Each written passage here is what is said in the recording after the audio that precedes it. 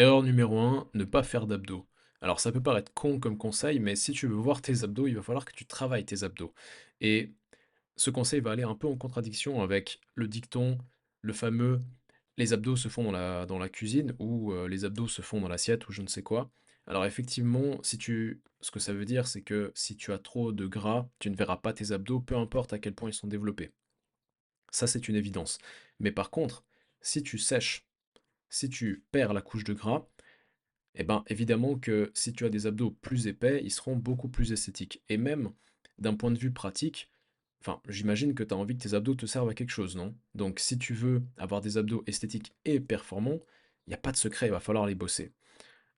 Deuxième erreur, ça va être de se construire une routine trop compliquée.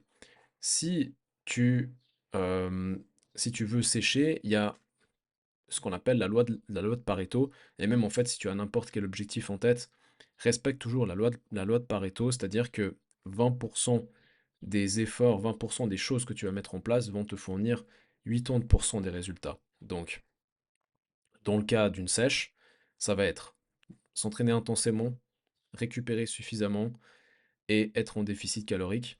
Et bien sûr, trouver des moyens de comment dire, combler les sensations de faim sans augmenter l'apport calorique. Et le reste, on s'en fout de faire une diète cétogène, on s'en fout de faire du jeûne intermittent, à part si ça t'aide.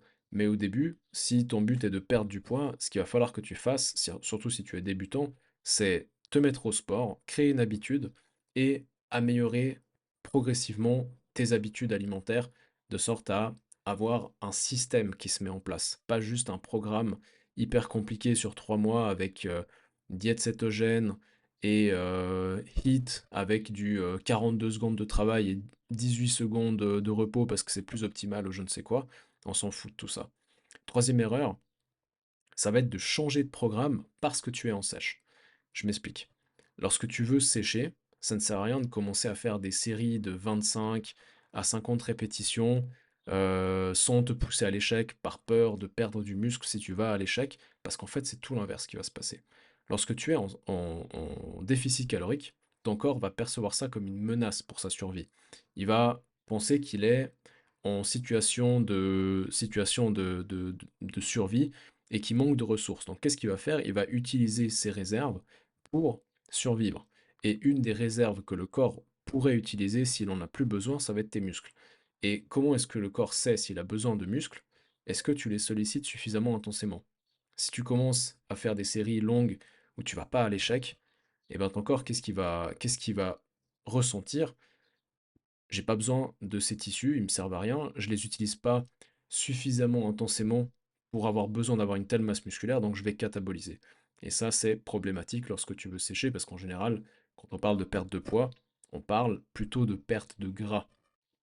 On veut pas perdre du muscle. Le muscle, c'est important. Euh, une autre erreur qui va un peu de pair avec la troisième, ça va être de changer ton programme en cours de route.